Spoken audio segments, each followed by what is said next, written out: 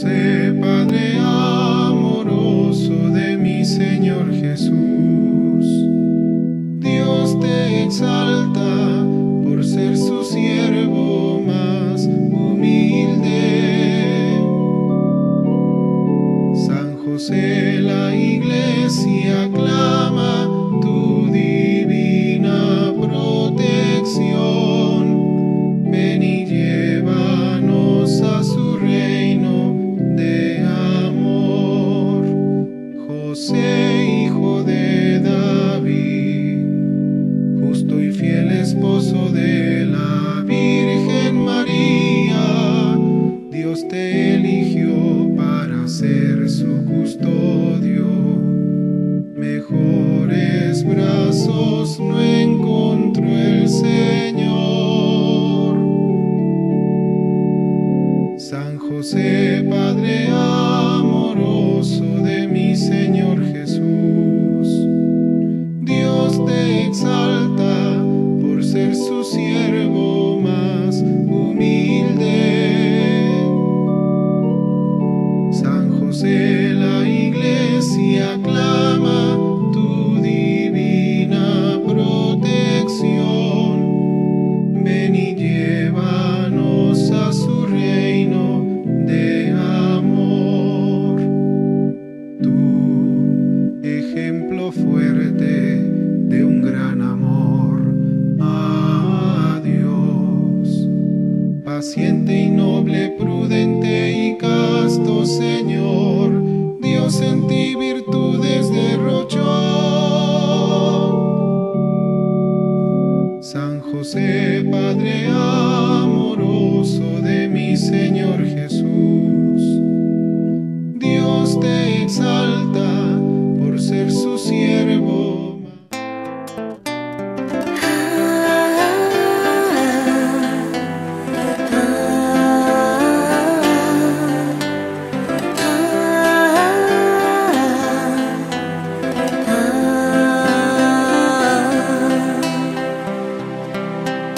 Fieles al Padre nos encontramos a discernir los tiempos de hoy, y en Jesucristo nos afianzamos con el Espíritu en la misión. 50 años peregrinando van las ovejas tras su pastor, su voz profética resonando, es necesaria la conversión. En torno a Cristo nos encontramos, tiempo de gracia desde el altar. No nos detienen fuerzas humanas para este sínodo celebrar. Querido Padre Jaime Valdivia,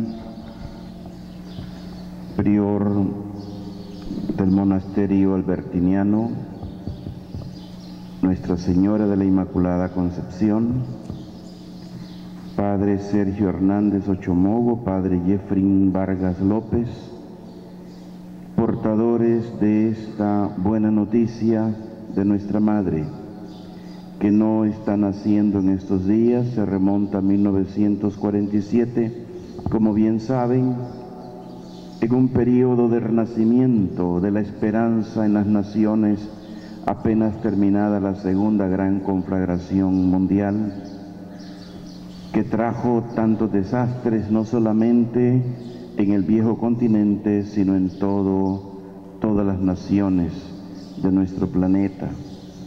Cómo la ambición lleva a la destrucción del ser humano.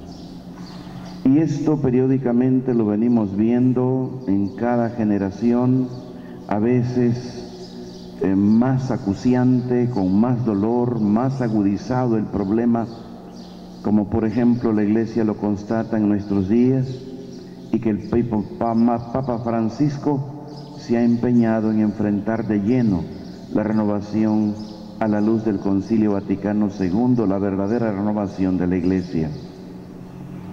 En nuestros días que asistimos a una crisis tremenda de identidad, que ahora ya no hay hombre y mujer, hasta nos hablan de 6 sexos, Se nos quieren presentar nuevos modelos de familia y el pensamiento humano se ha venido deteriorando, perdiendo armonía, belleza, concisión, logicidad, negando principios fundamentales del pensamiento como principio de la causalidad, enturbiando la razón. Y todo es relativo. ¿Qué batalla tan grande desarrolló Benedicto XVI contra este relativismo de nuestros días y que lo llevó hasta la enfermedad y hasta verse obligado a abdicar como Papa? Pero está María en nuestra iglesia. Está ella como madre solícita anticipándose. Recuerdo en los años 90 se hizo una síntesis del camino recorrido en los 20 últimos años de nuestra iglesia. Cuando asistimos a la 9ª Asamblea General del Episcopado Mundial de nuestra iglesia, y estuve allí representando a Nicaragua, y el tema fue justamente el identikit, el retrato del sacerdote que era urgente preparar para nuestros días. Ya han pasado tantos años y uno siente que la crisis, en lugar de atacarse, como que se hace más grande. Y no solamente la vida sacerdotal, la misma vida religiosa. Y uno asiste con los ojos cuadrados a religiosos, religiosas que después que dejan los hábitos hasta demandan sus congregaciones por tantos años de servicio que le prestaron. A gente que va inmadura a hacer votos y deja tirados los hábitos y desaparece sin decir esta boca es mía, lo cual denota ciertamente una crisis tremenda de identidad. Una crisis de identidad. Crisis de identidad que está en el hombre moderno en nuestros días y que afecta también a la iglesia. La afecta enormemente. Y esta crisis tiene sus raíces justamente en la falta de paternidad, de maternidad. Hablando del sacerdote, hablando del religioso, la religiosa, crisis de formadores. No hay formadores. Gente que se acomoda y en ese acomodarse quieren lanzar nuevos apóstoles con el carisma de la congregación, nuevos apóstoles para la iglesia, y lo que se mete son lobos rapaces. Gente que no está donde debe estar, aunque lleve hábitos, aunque se santigüe como nosotros nos santiguamos. Pero bien, quiero hablar lo que nuestra Madre nos dice a través de Rosa Mística, pero naturalmente el riel que me coloca el Espíritu Santo es la palabra que ha sido servida, y esta palabra es la que se debe comentar.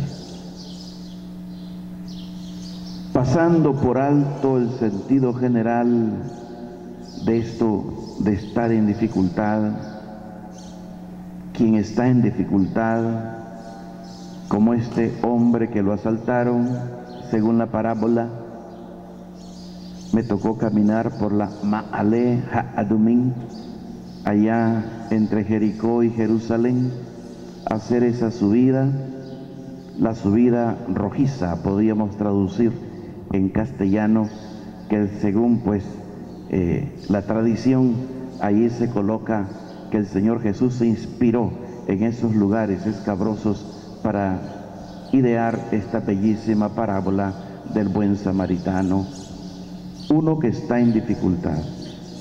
Quiero detenerme en el caso límite, donde las realidades profundas desvelan su naturaleza. No entiendo aquí, digo en negativo primero, aquí es quien está en dificultad, cualquier tipo de necesidad del hermano, a la que se responde de una forma ya usual y prevista, y que por eso se encuadra en el dar y recibir de la existencia sin romper su curso ordinario. Qué previsora que es nuestra Madre Santísima. Estamos lejos todavía de los aires del Vaticano II, que comenzaron sí ya a soplar fuerte desde los años 50. Y todo lo que ella dice justamente prevé aquella dificultad que va a vivir la Iglesia.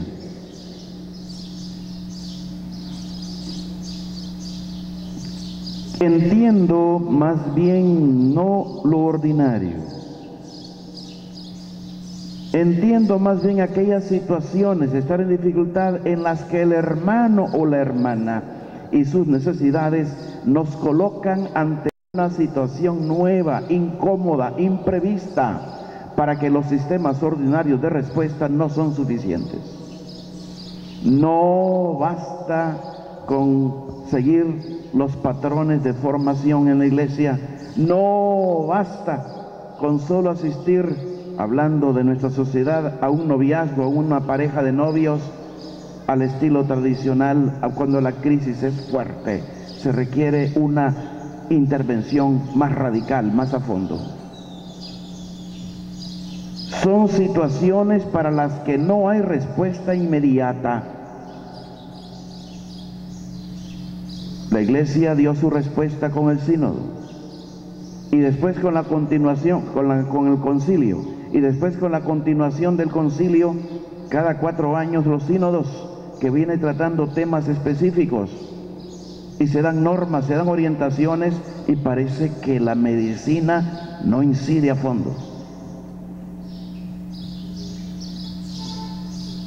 Y esto ciertamente obliga a plantearnos qué podemos hacer, e incluso si vale la pena hacer algo y cómo hacerlo. ¿Cuántas vocaciones se pierden por falta de una mano maternal, paternal, que vaya adelante, sin favoritismos? ¿Cuántos chavalos, como las mariposas, se estrellan en una ventana queriendo ganar su libertad, la mariposa ganar el jardín, el exterior, donde están las flores, y terminan quebrándose las alas en el vidrio? Y así muchos chavalos destruyen su vida, porque no hubo padre, no hubo madre, y en la iglesia, religiosos, no hubo formador, no hubo padre, no hubo madre. Situación crítica, difícil. Es, creo, la situación que nos ejemplifica hoy las Sagradas Letras en este capítulo 10 del Evangelio de Lucas, en el relato del buen samaritano, donde el sacerdote y el levita no saben qué hacer, porque aquel hombre tirado en el camino es para ellos una situación nueva, y quizá esté ya muerto, quizá ya no merezca la pena interesarse por él, quizá se trate de un crimen del que más vale bien la pena alejarse que estar cerca. ¿Qué se va a hacer? Esa familia se destruyó, ese chavalo está perdido, la droga lo desbarató. ¿Qué se va a hacer? Lástima. Esta pobre religiosa fue un balazo al aire. ¿Qué se va a hacer? Mejor que se vaya y lo tiro al cesto. O este sacerdote, solo dinero, mujeres, guaro, lo desbarato, lo critico, y tal vez yo como superior no preveí todo aquello que podía darse. Mejor pues se vaya. Le hago las 3 amonestaciones que me pide el derecho canónico y out, fuera. O como lo que se estuvo aplicando en ciertos episcopados, 1 strike and you are out. Un foul, un strike y fuera. No son 3, 1. Sobre todo con problemas de abusos de menores. Sí, esta es nuestra realidad social. Y no digo que todo sea negativo en nuestra iglesia, pero es algo, una piedra en el zapato que está ahí molestando y no permite caminar. Sí, ese hombre tirado allí, Incluso puede que se trate de una venganza o de un ajuste de cuentas entre bandas mafiosas, y el que está ahí muerto sangrándose es un mafioso. Por otra parte, ¿quién sabe cómo hacerse cargo de él? Levantarlo, herido como está, podría acelerar su muerte y acabaría uno mismo pagando los platos rotos. Fastidio, perplejidad, turbación, problema no previsto. En otras situaciones, el sacerdote y el levita habrían sabido qué hacer, a quién confiarlo, a qué centro asistencial acudir, pero ahora se ven ante un hecho imprevisto, ante una desgracia que ocurre en un momento inoportuno. El hermano que está en dificultad es el que nos pone en dificultad, porque es un caso inédito, no programado, que altera nuestra forma ordinaria de encontrarse con el prójimo, que nos obliga a tomar decisiones para las que no estamos preparados y que pone en evidencia nuestra escasa y parcial disponibilidad. Una disponibilidad que funcionaba bien hasta determinado límite, pero que más allá de ese punto se descubre insuficiente. El mundo, con sus mecanismos inexorables de marginación y de sufrimiento, está produciendo continuamente estas situaciones nuevas y nos obliga a reflexionar constantemente sobre nuestro malestar al vernos en dificultad y encontrarnos impreparados. O también porque, aunque sean situaciones ya antiguas, ahora nos cuestionan de forma nueva, nos obligan a una toma de conciencia más amplia, capaz de integrar mejor un mayor número de energías y de realidades. Este es el punto de referencia al que me refería antes en esta parábola del samaritano, que hay que tener presente ante el hermano que está en dificultad. Quiero centrar mi atención en el samaritano y preguntémonos cómo logró acertar con el comportamiento adecuado en medio de tantos problemas y complicaciones teóricas, prácticas, sociales, civiles y políticas, como he aludido someramente más arriba. En el capítulo 10, verso 33, están las palabras clave.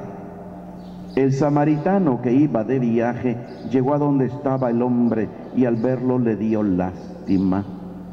Se acerca, no lo esquiva, lo ve. En el sentido bíblico de ver, que significa darse cuenta, conocer, comprender, valorar. Y sobre todo siente compasión, es decir, deja que hable lo profundo de su corazón, deja que brote el hondón vivo de su ser, en el que Dios amor se manifiesta. Así es como nace ese ver, ese compadecerse, en el que toda la persona logra expresarse de manera acertada y auténtica, incluso con el hermano en dificultad. Y creo que si el Espíritu en esta fiesta nos da esta lectura, justamente porque nos está convidando a ustedes, que espero no por novedad, no por buscar algo nuevo, sino por comprometerse en el amor, han venido a este taller, a este simposium. Pidamos al Espíritu Santo que nos ayude sobre todo a comprender las palabras de Jesús sobre este ver, este compadecerse, sobre este amor. Jesús sintetizó su pensamiento respondiendo a un doctor de la ley que le preguntó cuál era el mandamiento principal. El episodio lo cuenta, está en Mateo en el capítulo 22, versos 34 al 39, en el paralelo de Marcos, capítulo 12, versos del 28 al 34, y el texto que hemos empleado en nuestra Eucaristía, el capítulo 10 de Lucas, versos del 25 al 28. Todos conocemos, acabamos de oír, la respuesta de Jesús. El mandamiento principal es amar a Dios y amar al prójimo. Con estas palabras está aludiendo Jesús a algunos pasajes del Antiguo Testamento. Con su respuesta, al mismo tiempo que recuerda la ley antigua, introduce dos innovaciones importantes. La primera es la unión de los dos mandamientos. Para Jesús, el amor es un hecho complejo y articulado. hunde sus raíces en una entrega a Dios sin reservas. Toda la persona, con sus aptitudes, sus proyectos y su capacidad de acción, debe entregarse a la voluntad de Dios, al proyecto de amor que Dios tiene sobre los hombres. La manifestación visible y dinámica de esta entrega es la dedicación a todos los seres humanos, considerando a cada uno de ellos como hermano, un prójimo, como otro yo. Separar o simplificar los diversos aspectos del hecho unitario que es el amor significa hacer prevalecer una u otra de nuestras estrechas perspectivas sobre los inmensos horizontes descubiertos por la mirada de Jesús. Beahabta Yahvé Eloheika, y amarás al Señor tu Dios, Bekol Lev, con todo el corazón, Bekol Nefesh, con toda tu alma, Bekol Geborim, con todas tus fuerzas. La opción fundamental, como dice hoy nuestra hojita dominical, que ilustra las lecturas de hoy. La segunda novedad es la sorprendente y revolucionaria concepción del prójimo. El evangelista Lucas pone en labios del doctor de la ley una segunda pregunta: ¿y quién es mi prójimo? Jesús le contesta exponiendo la parábola del buen samaritano. El prójimo no existe. Es uno mismo quien se hace prójimo. Prójimo no es la persona que tiene conmigo vínculos de sangre, de raza, de negocios o de afinidad psicológica. Prójimo me hago yo mismo en el acto en que ante un ser humano, ante un extraño, incluso ante un enemigo, decido dar un paso que me acerque y me aproxime a él. Es importante que advirtamos la relación existente entre las dos novedades introducidas por Jesús. El amor al hombre nace de la entrega a Dios, pone de manifiesto nuestra adhesión a la voluntad de Dios, pero Dios es Padre de todos. Por eso, quien está radicado en el amor a Dios mira y se aproxima a todo hombre, creando vinculaciones nuevas de proximidad y superando las barreras de la raza, de clase social, de diferencias de mentalidad, de distintas pertenencias religiosas. La rosa mística nos congrega y a través de nuestra mamá María, nuestro buen Señor Jesús nos llama hoy en esta mañana a la radicalidad del amor. La confesión de Pablo, todo fue creado por Él y para Él, nos hace reconocer la inmensa bondad de Dios manifestada en la creación del mundo y en su encarnación en la obra de salvación. Él lleva adelante esta obra de regeneración. Sí, yo soy receptor de su misericordia. Yo soy ese samaritano. Yo soy ese herido también, puesto en pie para hacerme samaritano. Todo lo que he recibido de Dios sin méritos míos no es para quedarme con ello. Es un tesoro que nos vemos, que yo me veo exigido a compartir. Y aquí viene justamente el mirar a María. Los últimos papas, el gran beato Juan Pablo II y Benedicto XVI, han coincidido en afirmar que el culto a este amor de Dios, centrarnos en esta misericordia divina que nos alcanza, no es una devoción secundaria, sino una dimensión que forma parte de la fe y de la oración del cristiano. Esto lo dijo literalmente Benedicto XVI en el Regina Coeli en el Domingo de la Misericordia en abril, el 23 de abril de 2006. Teniendo en cuenta esto, hoy nuestra Madre Iglesia nos convida a que reconozcamos que al haber recibido misericordia, hemos de compartirla con los demás, especialmente con el pobre, el desamparado, el enfermo, los excluidos. He de verlos como rostros sufrientes de Cristo y ayudar a poner en pie a aquellos que son llamados a desarrollar este servicio de misericordia, porque ese es el sentido de la vida consagrada y de la vida de un sacerdote. Pero, terminando, centrémonos en nuestra Madre Santísima, porque creo que es la concreción de todo lo que venimos diciendo. Solo unas pinceladitas rápidas para hablar de nuestra Madre, de su actitud maternal, previsora, que va adelante. Ni siquiera es solicitada, pero su amor de madre la hace ver más allá. Quiero centrarme en las bodas de Caná rapidísimamente. Algunos versitos nada más. Se dice, y estaba allí la madre de Jesús. María está en el centro del episodio de las bodas de Caná. Incluso Jesús y sus discípulos aparecen más difuminados, porque dice el texto, invitaron también a la boda a Jesús. El texto quiere centrarse en María.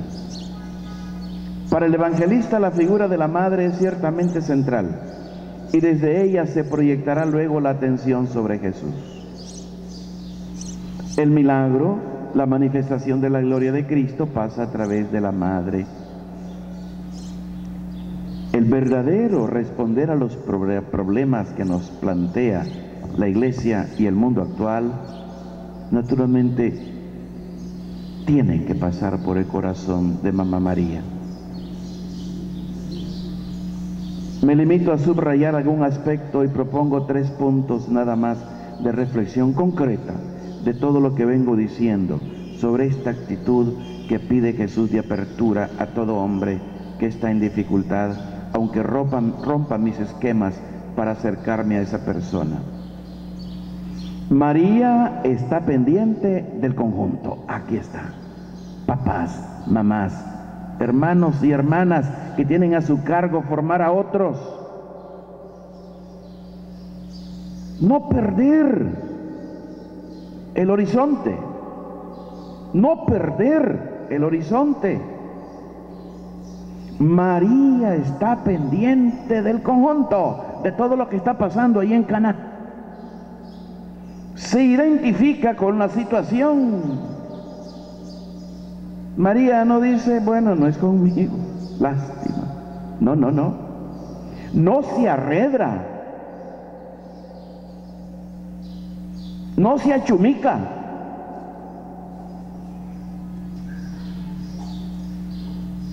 No mete la cabeza como la avestruz en un hoyo para minimizar problemas y no verlos. Hay que mirarlo de frente. Y al pan y al vino. Aunque le lleve a uno la honra, no importa.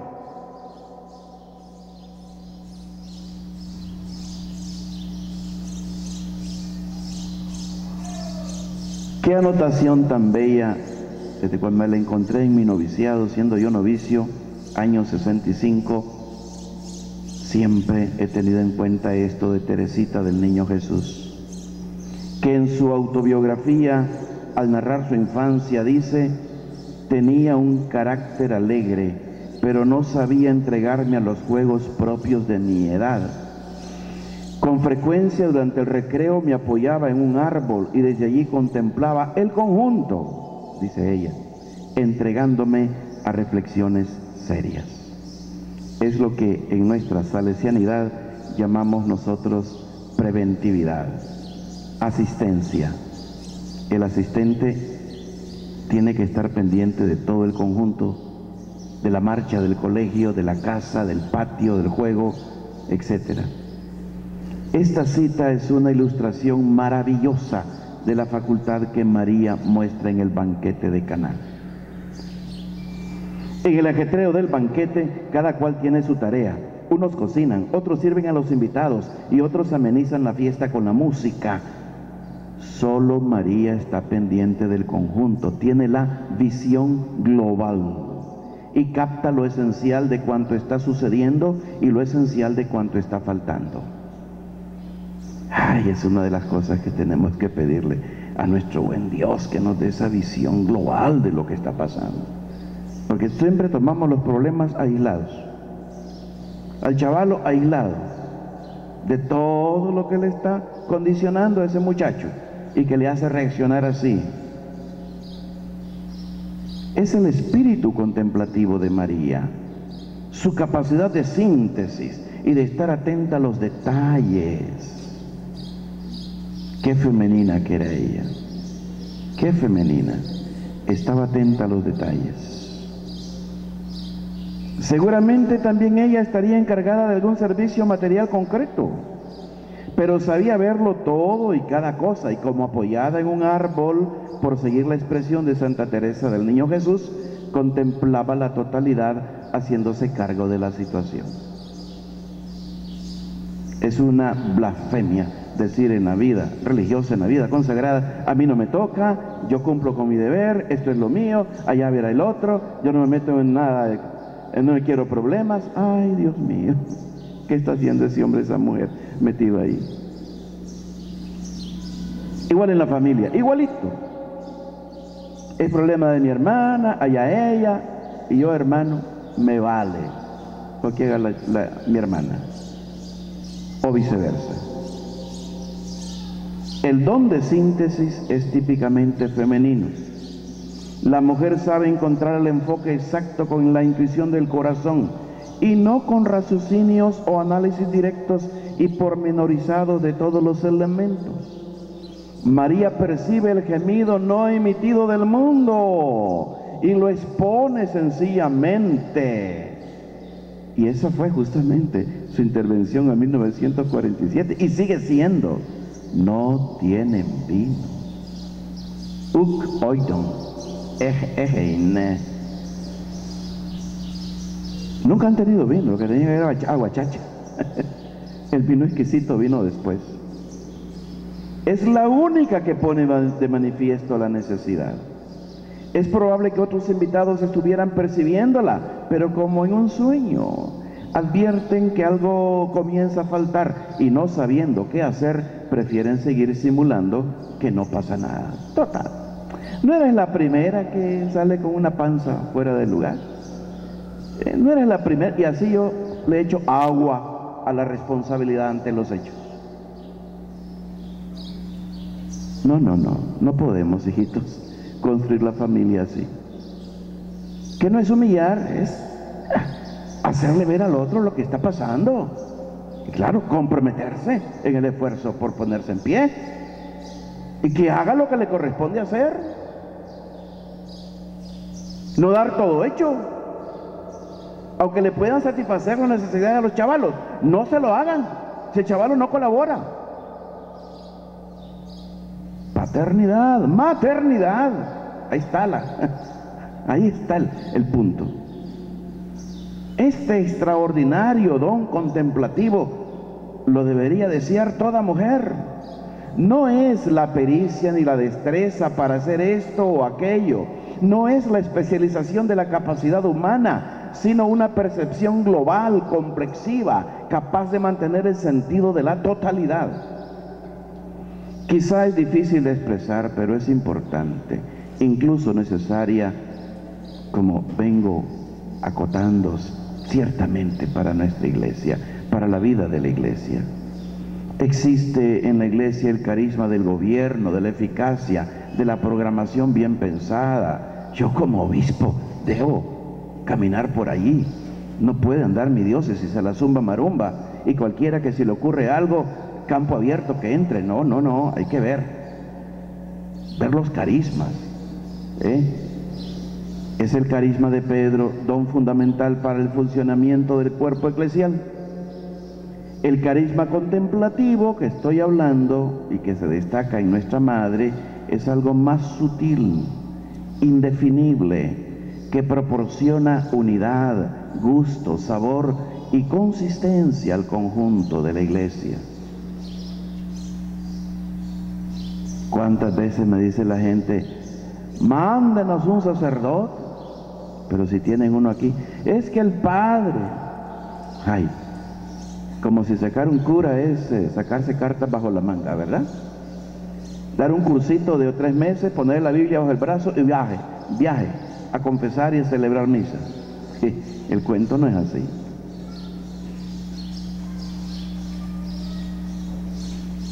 Y buscando lo óptimo, ni lo bueno aceptamos. Eso lo digo con mucha frecuencia a mis presbíteros. Lo óptimo es enemigo de lo bueno. Hay que ser realista. Se hará con los bueyes que se tiene. Y adelante. Pero debo arar. No estar buscando. Hay que esta hermana. ¿Para qué la mandaron aquí a la comunidad? Si es aragana, es así, es así. Ya le conocemos la historia donde va dejando, donde va pasando, va dejando huellas. Sí. Siga adelante, sacerdote. Deje tirado en el camino a su hermana. El carisma contemplativo es importante. Es el don de María. Que si llegara a faltar en la iglesia, la iglesia correría el peligro de convertirse en una sociedad de expertos, de gentes competentes, especialistas, en la que cada cual pondría por delante su visión particular, litigando incluso con las visiones de los demás, en nombre de su especialidad y pericia, desde luego. El carisma de María es el de saber mirar, el de estar atenta e interesada por todos los aspectos dolorosos, dispuesta a expresarlos y a dar una solución, avisando a los responsables y haciendo intervenir a otros. En realidad, María en Caná no soluciona directamente la falta de vino, sino que la saca a la luz, la pone de relieve y se la confía a su hijo. Con toda razón, ella dijo a la vidente: el camino es la oración. Presentarlo al hijo. Él tiene el poder para que su esposa se le quiten sus manchas y arrugas, sus mezquinos, y sea una casta virgen, como dice San Pablo. Esta es nuestra tarea. Una vez que realizó su gesto contemplativo, María habría podido darse por satisfecha. Sin embargo, se ha compenetrado tanto con la situación que se expone a ser amonestada por Jesús. Me estoy refiriendo a las palabras misteriosas sobre las que los exégetas han escrito ríos de tinta, un sinfín de páginas, sin conseguir por ello ponerse de acuerdo por completo sobre su significado exacto. ¿Quién te mete a ti en esto, mujer? El Señor Jesús usa ahí un aramaísmo. ¿Qué a ti y a mí, mujer? En buen nicaragüense diríamos: mamita, estás cuchara en toda olla. Sea cual sea el sentido que se le dé a la frase, ciertamente no es una expresión muy alentadora. María la recibe porque se ha identificado con la situación como si fuera suya. No tienen vino, que es como decir: se nos ha acabado el vino. Significa hacerse una misma cosa con aquella gente insignificante. Mire qué tan significante. Cuando anduvimos caminando por esas tierras en estudios arqueológicos, me topé con dos cafarcana. Tanto los franciscanos como los dominicos dicen: aquí estuvo lugar el milagro de las bodas de Caná. Tan insignificante aquella aldea y aquella gente cuyo nombre ni siquiera fue registrado, que se perdió hasta el lugar de la aldea. María se hace una sola cosa con aquella gente insignificante, cuyo nombre, les decía, ni siquiera conocemos y de la que nada nos dice la narración evangélica. En el fondo, que falte el vino en el banquete no es cosa de excesiva importancia, no es como ese tirado que está en el camino desangrándose. Los invitados habrían vuelto a casa igual de satisfechos. Por tanto, la carencia que advierte María no es esencial ni cuestión de vida o muerte. Es una falta de cierto bienestar, de ese no sé qué impreciso, que contribuye a que las cosas vayan perfectamente, y que es aquello de lo que más frecuentemente solemos carecer también nosotros. A menudo nos falta ese no sé qué, de alegría, de entusiasmo y de fervor necesario para que las cosas marchen a pedir de boca. María nos debe ayudar a descubrir lo que falta, no para acusar o recriminar, sino para sufrir y amar. Y sobre todo debe ayudarme a descubrir lo que me falta a mí, ese no sé qué, que da su punto a las cosas. Pueden ser pequeños detalles que me faltan, pequeños pasos que debo dar para dominar mi cuerpo, mi espíritu, mi mente, aquellos gestos de perdón, pequeñas renuncias que aceptar, pequeñas tensiones que superar, pequeñas palabras que refrenar. Quizá es poco lo que me falte para que aparezca el buen vino. El buen vino que quiere Jesús es también la irradiación de los carismas, de la vivacidad y diligencia en el servicio que debemos expresar todos los bautizados y en especial las mujeres de la iglesia, especialísimamente aquellos que han sido llamados a hacer el corazón en la iglesia, como dice Teresita de Jesús, hablando de la vida religiosa. Jesús no dice que Él vaya a solucionar el asunto, pero María dice a los criados, miren qué intrépida esta señora, haced lo que Él os diga. Sus palabras tienen un sentido bíblico acreditado, por así decirlo, por el tiempo. Son en efecto las mismísimas que pronuncia el faraón en los años de carestía en Egipto, cuando el pueblo carecía de todo. Id a Joseph, id a José y haced lo que él os diga. Cuando el hambre cubrió toda la tierra, José abrió los graneros, dice Génesis 41, versos 55 al 56. La figura de María se nos presenta a la luz del hombre que sació el hambre de todo el país. María es la que con su intercesión hace que el poder de Jesús se manifieste en la tierra en favor de toda la humanidad. Ella está segura, archisegura de su Hijo, porque es el Hijo de Dios. Quizá es esta la certeza que alcanzamos con mayor dificultad. En el fondo, ¿por qué Benedicto, su último grito fue llamar en un año de fe?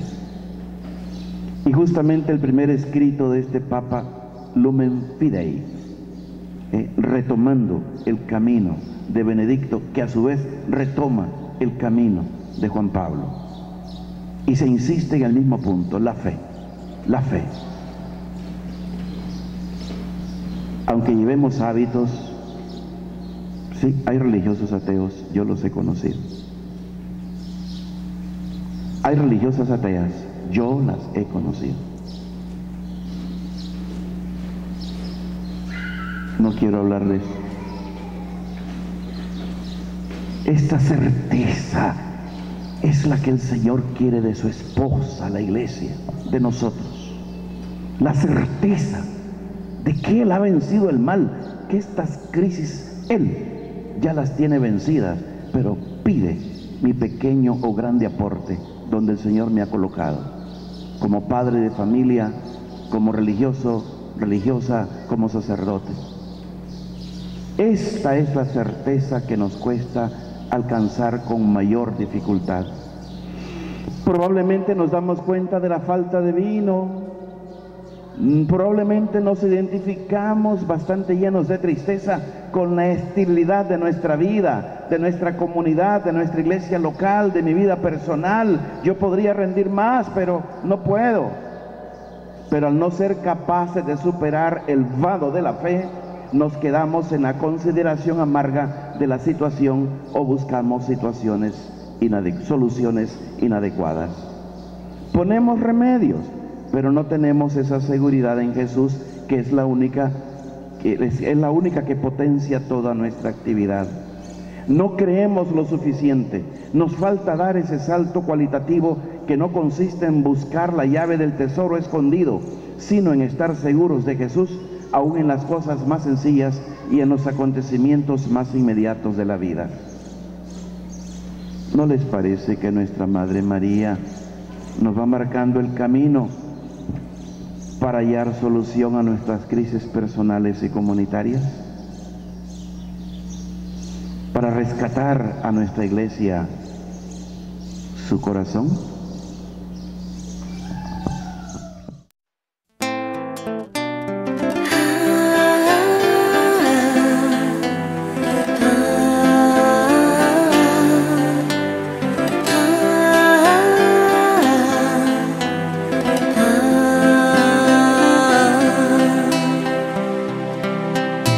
Fieles al Padre nos encontramos a discernir los tiempos de hoy, y en Jesucristo nos afianzamos con el Espíritu en la misión. 50 años peregrinando van las ovejas tras su pastor, su voz profética resonando es necesario